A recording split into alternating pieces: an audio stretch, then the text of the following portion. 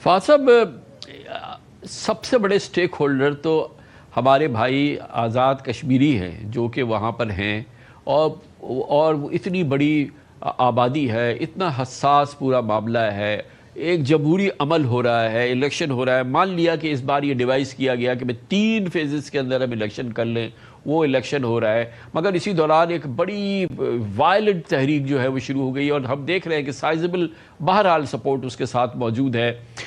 Election بھی ہو رہے ہیں، اور پھر اس الیکشن کے دوران جو 2 بڑی سیاسی جماعتیں ہیں وہ ایک دوسرے کو چھوڑنے کے لیے تیار نہیں ہیں۔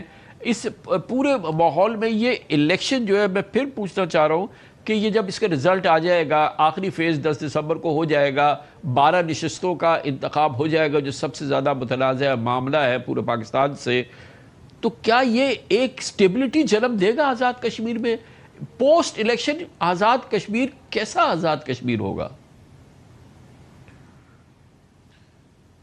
صحیح کہہ رہے ہیں آپ، کیونکہ دیکھیے سٹیبلٹی تو تبھی آتی ہے جب آپ کے پاس ایک بیسک انڈرسٹینڈنگ ہو کہ جی یہ الیکشن کے نتیجے میں کچھ لوگ حکومت میں بیٹھیں گے، کچھ لوگ اپوزیشن میں بیٹھیں گے۔ اب اس وقت آپ صورتحال دیکھیں کہ یہ تو ہمیشہ سے رہا کہ جی آزاد کشمیر میں گورنمنٹ عام طور پہ اسی جماعت کی بنتی ہے جس کی وفاق میں ہوتی ہے۔ یہ ایک ہمارا ایک روایت ہے جو چلتی آ رہی ہے، اس کے پیچھے بہت ساری وجوہات ہیں۔ اب 2021 میں جو الیکشن ہوئے تھے کامران صاحب یہاں پہ آزاد جموں کشمیر میں، اس میں پاکستان تحریک انصاف کیونکہ سینٹر میں بھی رول کر رہی تھی، تو ان کو میرے خیال میں جو ٹوٹل 53 سیٹس ہیں آزاد جموں کشمیر کے لیجسلیٹو اسمبلی میں، اس میں اگر مجھے یاد ہے تو 31 شاید سیٹیں جو ہیں وہ پاکستان تحریک انصاف نے جیتی تھیں۔ اور اس وقت بھی آپ کو یاد ہوگا کہ بلاول بھٹو صاحب نے اور مریم نواز صاحبہ نے یہی کہا تھا کہ جی دھاندلی کے نتیجے میں پاکستان تحریک انصاف کی گورنمنٹ بنی ہے۔ اس وقت سے لے کے آج 2026 آ گیا ہے، اس کے اندر آپ خود نوٹ کریں کہ اسی اسمبلی کے اندر کتنی جوڑ توڑ ہوئی ہے، کتنے فارورڈ بلاک بنے ہیں، کتنے وزیر اعظم منتخب ہوئے ہیں، گرائے گئے ہیں، نئے لوگ آئے گئے ہیں۔ تو اسٹیبلٹی تو ویسے ہی وہاں پہ آپ کو نظر نہیں آ رہی، وہاں کی انسٹیبلٹی ریفلیکٹ کرتی ہے جو وفاق کی انسٹیبلٹی ہے۔ اب مزے کی بات یہ ہے کہ آزاد کشمیر میں جو وفاق کی اپوزیشن اور گورنمنٹ ہوتی ہے ان کا جو جھگڑا ہوتا ہے ریفلیکٹ کرتا ہے۔ یہاں پہ پاکستان تحریک انصاف نے بوائیکاٹ کر دیا، تو اب جو رولنگ کولیشن ہے اس کے اندر ہی پھوٹ پڑی ہوئی ہے۔ یہ ایک انوکھا سا ایک معاملہ کھڑا ہوا ہے جس کا نارملی کہتے ہیں کہ جی وفاق کا امپیکٹ جو ہے وہ آزاد کشمیر میں آئے گا۔ اس بار الٹا ہو رہا ہے، جس طرح شامی صاحب بات کر رہے تھے کہ آزاد کشمیر کی جو اختلافات ہیں، جو جھگڑے، اس کا امپیکٹ اب وفاق پہ آئے گا۔ اب وہ کیسے ڈیل کریں گے؟ ہو سکتا ہے اقتدار کی خاطر مل کر پھر بیٹھ جائیں، کیونکہ ابھی تو آپس میں جو ہے ان کا جو ایک اتحاد ہے وہ چل رہا ہے، آپس میں انہوں نے جو ہے وہ اقتدار بانٹا ہوا ہے۔ لیکن ان زخموں کے بعد وہ یا تو بیٹھیں گے تو کس منہ سے بیٹھیں گے، اور اگر نہیں بیٹھیں گے تو پھر کہاں جائیں گے؟ کیونکہ یہ وفاق میں جو ایک اتحاد ہے یہ بھی اگر ٹوٹتا ہے تو ساری کی سایہ کی جو کایا ہے وہی پلٹ جائے گی۔ تو عجیب ایک صورتحال میں ہم پھنس گئے ہیں، اور اس کے ذمہ دار مکمل طور پر یہ جماعتیں ہیں۔ شاہی صاحب، یہ 2024 کے بعد پہلا بڑا الیکشن ہے پاکستان کے اندر، اور جو 2024 کا الیکشن ہوا اس کے جو بھی تمام معاملات ہیں وہ ہمارے سامنے ہیں۔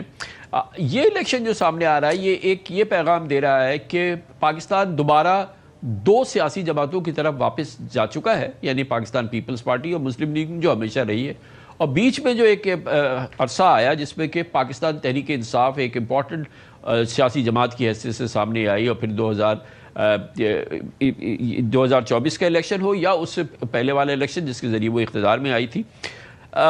آج کا الیکشن اور یہ آزاد کشمیر کی سیاست جو ہے یہ پیغام دے رہی ہے کہ وہ اس جماعت کا اب کوئی ایگزسٹنس نہیں ہے، اس کا کوئی وجود اب پاکستان کی سیاست میں نہیں رہا ہے۔ اگر ہم آزاد کشمیر کو اس کا ایک ریفلیکشن دیکھیں، 2 جماعتیں سامنے ہیں، جوائنٹ ایکشن کمیٹی سامنے ہے، اور پاکستان تحریک انصاف، اب کیا یہ ختم ہو گئی ہے یہ سیاسی جماعت؟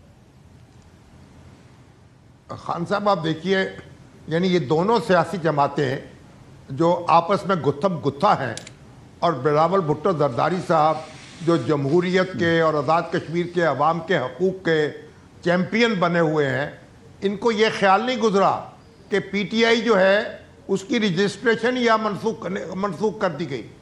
ہائی کورٹ کا فیصلہ تھا جس کو پھر سپریم کورٹ نے ختم کر دیا کہ اب یہ اس وقت پی ٹی آئی جو ہے اس کو حق حاصل نہیں ہوا کہ وہ الیکشن میں حصہ لے، اور پی ٹی آئی جو ہے اب پی ٹی آئی کے حقوق کہاں گئے؟ پی ٹی آئی کی پریزنس کہاں گئی؟ جو پی ٹی آئی کی ناراضگی ہے وہ بھی کالعدم کشمیر کمیٹی اس کے ساتھ وہ مل رہی ہے. اچھا آپ دیکھیے، آپ تو آزاد کشمیر کی بات کر رہے ہیں. مجھے تو لگ رہا ہے کہ وفاقی حکومت ان الیکشنز کے بعد نہیں چل سکے گی.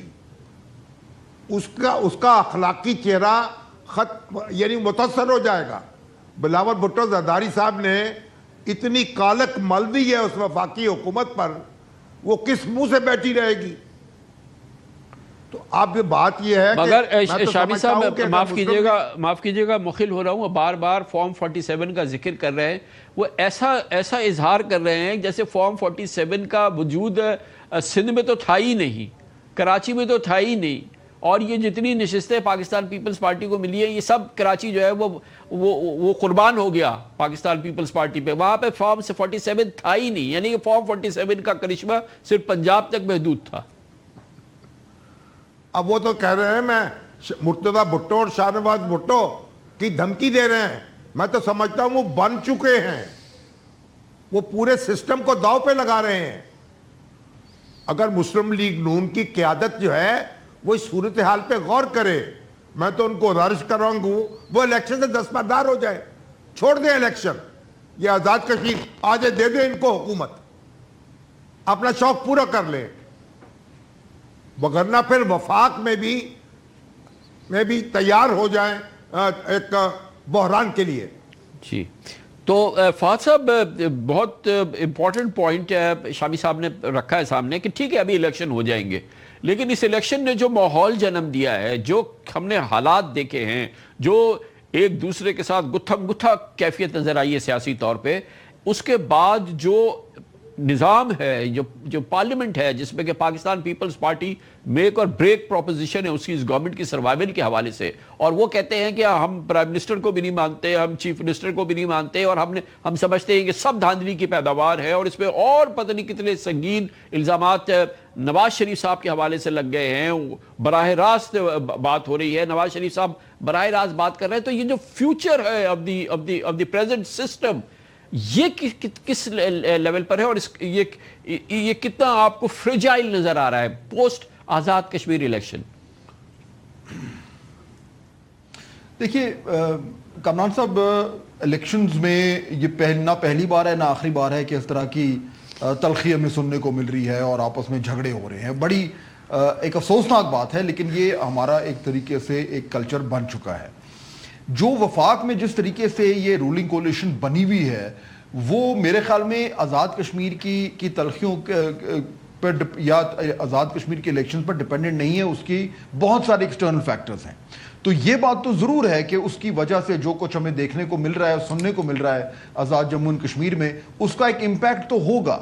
لیکن جو وفاق میں جو ایک سسٹم اس ٹائم رائج ہے، اس کا ہمارے پاس تو ابھی تک کوئی آلٹرنیٹیو نہیں ہے. یہ ایک ریاستی نظام ہے جو ایک طریقے سے مجبوری بن چکی ہے، کیونکہ پاکستان تحریک انصاف جو ہے اس نے اپنے آپ کو ایک طریقے سے اس سسٹم سے باہر رکھا ہوا ہے. تو نہ پاکستان پیپلز پارٹی کے پاس کوئی چوائس ہے اور نہ ہی پی ایم ایل این کے پاس کوئی چوائس ہے. ہاں کوئی اتنی بڑی اسٹریٹجک تبدیلی آئے کہ پورا کا پورا نظام کی جو کیلکولیشن ہے وہی تبدیل ہو جائے تو پھر تو کچھ کہا جا سکتا ہے، لیکن میرے خیال میں ابھی نہیں ہوگا.